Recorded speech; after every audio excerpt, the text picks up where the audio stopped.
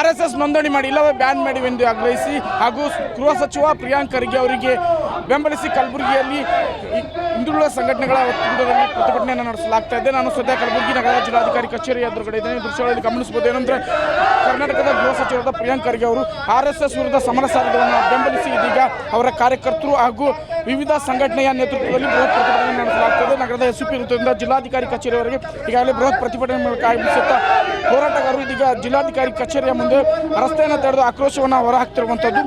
RSS ಈಗಾಗಲೇ ರಾಜ್ಯದಲ್ಲಿ 3 ವರ್ಷ ಪೂರ್ತಿಸಿದೆ, ಅದು ಕೂಡ ನೋಂದಣಿ ಮಾಡಿಲ್ಲ. ಇದು ಕಾನೂನು ಬಾಹಿರವಾಗಿದೆ ಅನ್ನುವಂಥ ಆರೋಪವನ್ನು ಹೋರಾಟಗಾರರು ಮಾಡ್ತಾರೆ. ನಮ್ಮ ಜೊತೆ ಮಾತಾಡೋದಕ್ಕೆ ಹೋರಾಟಗಾರರು ಏನೇನು ಆಗ್ರಹ ಮಾಡ್ತಾರೆ ಸರ್? ಈಗ ನಿಮ್ಮ ಹೋರಾಟದ ಉದ್ದೇಶ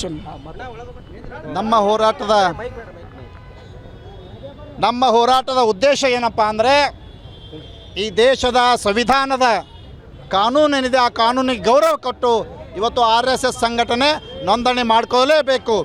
ಒಂದು ವೇಳೆ ನೋಂದಣಿ ಮಾಡದೇ ಹೋದರೆ ಇವತ್ತು ಅವರ ಕಾರ್ಯಚಟುವಟಿಕೆಯನ್ನು ಅದಕ್ಕೆ ನಿಷೇಧ ಹೇರಬೇಕಂತ ತಿಳ್ಕೊಂಡು ಇವತ್ತು ಕೇಂದ್ರ ಸರ್ಕಾರಕ್ಕೆ ಮೋದಿ ಅವರಿಗೆ ಇವತ್ತು ನಾವು ಒತ್ತಾಯವನ್ನು ಮಾಡ್ತಾ ಇದ್ದೀವಿ.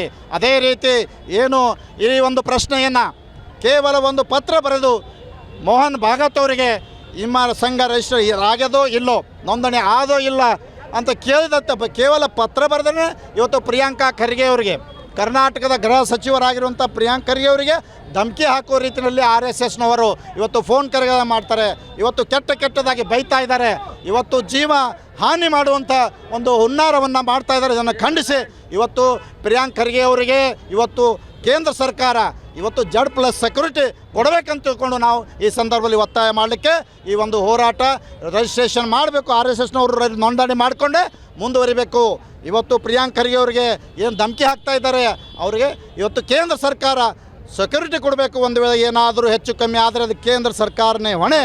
ಅದಕ್ಕೆ ನಾವು ಆ ಸರ್ಕಾರಕ್ಕೆ ಒತ್ತಾಯವನ್ನು ಮಾಡಲಿಕ್ಕೆ ಈ ಒಂದು ಹೋರಾಟವನ್ನು ರೂಪಿಸಿದ್ದೇವೆ. ಪ್ರಿಯಾಂಕ್ ಖರ್ಗೆ ಅವರ ಪರವಾಗಿ RSS ವಿರುದ್ಧವಾಗಿ ಇದು ಕಾನೂನಿನ ಪರವಾಗಿರುವಂಥ ಒಂದು ಹೋರಾಟ. ಕಾನೂನೇನಿದೆ ಸಂವಿಧಾನದ, ಈ ದೇಶದ ಸಂವಿಧಾನದ ಪರವಾಗಿರುವಂಥ ಹೋರಾಟ, ಸಂವಿಧಾನದ ಕಾನೂನು ಪಾಲನೆ ಮಾಡ್ರಿ ಎನ್ನುವಂಥ ಹೋರಾಟ. ಈ ಒಂದು ವಿಷಯವನ್ನು ಕೇಳಿದ ಪ್ರಿಯಾಂಕ್ ಖರ್ಗೆ ಅವರಿಗೆ ಇವತ್ತು ಧಮಕಿ ಹಾಕ್ತಾ ಇರುವ RSSನವರ ವಿರುದ್ಧ ನಮ್ಮ ಹೋರಾಟ ಇವತ್ತು ನ್ಯಾಯ ನೀತಿ ಮೇಲೆ ನಡಿಬೇಕಂತ ಹೇಳ್ಕೊಂಡು ನಾವು ಹೇಳ್ತಾ ಇದ್ದೇವೆ. ಇವತ್ತು ನೀವೇನು ಪ್ರಿಯಾಂಕ್ ಖರ್ಗೆ ಅವರಿಗೆ ಧಮಕಿ ಹಾಕ್ತಾ ಇದ್ರಿ, ನಾವು ಹೇಳ್ತೇವೆ ಪ್ರಿಯಾಂಕ್ ಖರ್ಗೆ ಅವರೇ, ನಾವು ನಿಮ್ಮ ಜೊತೆಲಿದ್ದೇವೆ, ನಾವು ನಿಮ್ಮ ಜೊತೆಗಿದ್ದೇವೆ. ನಿಮ್ಮ ಹೋರಾಟ ಮುಂದೆ ಬರಲಿ. ನಿಮ್ಮ ಹೋರಾಟ ಇವತ್ತು ಯಶಸ್ವಿ ಆಗುವವರೆಗೆ ಕೂಡ ನಾವು ನಿಮ್ಮ ಜೊತೆಯಲ್ಲಿರುವಂಥ ಈ ಹೋರಾಟ. ಈಗ RSS ಅವರು ಹೇಳ್ತಾರೆ ಹಿಂದೂ ಧರ್ಮ ರಿಜಿಸ್ಟ್ರೇಷನ್ ಆಗಿಲ್ಲ, ನಾವು ರಿಜಿಸ್ಟ್ರೇಷನ್ ಮಾಡಲ್ಲ. ಈಗ ಹಿಂದೂ ಧರ್ಮದ ಬಗ್ಗೆ ಯಾರೂ ಮಾತಾಡಲಿಲ್ಲ. ಇಲ್ಲಿ RSS ಯಾಕೆ ನೋಂದಣಿ ಆಗಿಲ್ಲ ಅಂತಕ್ಕಂಥದ್ದನ್ನು ಪ್ರಿಯಾಂಕ್ ಖರ್ಗೆ ಸಾಹೇಬರು ಕೇಳಿದ್ರು. ಮೋಹನ್ ಭಾಗವತ್ ಅವರಿಗೆ ಅಷ್ಟು ಅರ್ಥ ಆಗಲಿಲ್ಲ.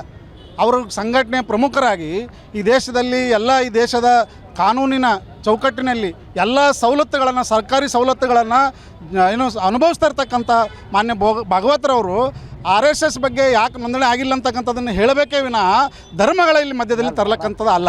ಯಾಕಂತೇಳಿದ್ರೆ ಇವ್ರದ್ದು ಧರ್ಮದ ಮಧ್ಯದಲ್ಲೇ ಬೀಜ ಬಿತ್ತಿ, ವಿಷ ಬೀಜವನ್ನು ಬಿತ್ತಿ ರಾಜಕೀಯ ಮಾಡ್ತಕ್ಕಂಥ ಹುನ್ನಾರ ನಡೆಸ್ತಕ್ಕಂಥದ್ದು. ಇವತ್ತು ಕೇಂದ್ರ ಸರ್ಕಾರಕ್ಕೆ RSSನ್ನು ರಿಮೋಟ್ ಕಂಟ್ರೋಲಾಗಿ ಕೆಲಸ ಮಾಡ್ತಾ ಇದೆ. ಇವ್ರು ಹೇಳ್ದಂಗೆ ಅದು ಕಳ್ತದೆ. ಇವತ್ತು ಭಾಗವತವರು ಧರ್ಮ ರಿಜಿಸ್ಟರ್ ಆಗಿಲ್ಲ ಅಂತಕ್ಕಂಥವ್ರು ಇವತ್ತು ಸರ್ಕಾರ ನಾವು ರಿಜಿಸ್ಟರ್ ಮಾಡಲ್ಲ, ನೋಂದಣಿ ಮಾಡಲ್ಲ ಅಂತ ಹೇಳ್ತಕ್ಕಂಥವ್ರು ಈ ಸರ್ಕಾರದ ಸವಲತ್ತು ಪಡಲಿಕ್ಕೆ ನಾಚಿಕೆ ಆಗಲ್ಲ ಅವರಿಗೆ? ಯಾಕೆ ಪಡಿಬೇಕು ಈ ಸರ್ಕಾರದ ಸವಲತ್ತುಗಳನ್ನು? ಇವತ್ತು ಮೊನ್ನೆ ನಡೆದಿರ್ತಕ್ಕಂಥ ಬೆಳಗಾವಿ ಒಂದು ಏನೋ ಅವ್ರು ಬೈಠಕ್ ಆಯಿತು, ಅಲ್ಲಿ ಪ್ರಿಯಾಂಕ್ ಖರ್ಗೆ ಅವ್ರ ಬಗ್ಗೆನೇ ಚರ್ಚೆ ಮಾಡಿರ್ತಕ್ಕಂಥದ್ದು. ಇವತ್ತು ಅವ್ರನ್ನ ಟಾರ್ಗೆಟ್ ಮಾಡ್ತಕ್ಕಂಥದ್ದು. ಇವತ್ತು ಅವ್ರು ಯಾವ ರೀತಿ ಗೆಲ್ತಾರೆ ನೋಡೋಣ ಅಂತಕ್ಕಂಥದ್ದು. ಇವತ್ತು ಗೆಲುವು ಸೋಲಿನ ಪ್ರಶ್ನೆ ಇದು ಅಲ್ಲ. ಇದು ಹೋರಾಟ ನ್ಯಾಯದ ಹೋರಾಟ.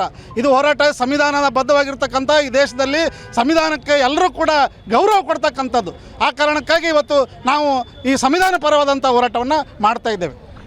ಇದಿಷ್ಟು ಹೋರಾಟಗಾರರ ಆಗ್ರಹವಾಗಿರುವಂಥದ್ದು. ಸಂವಿಧಾನಕ್ಕೆ ಗೌರವ ಕೊಟ್ಟು ನೋಂದಣಿಯನ್ನು RSS ಸಂಘಟನೆ ಮಾಡಲೇಬೇಕು ಅನ್ನೋ ಒತ್ತಾಯನ ಆ ಸಂಘಟನೆ ಮುಖಂಡರು ಮಾಡ್ತಿರೋದು. Srikanth Burar, guarantee news, Kalaburagi.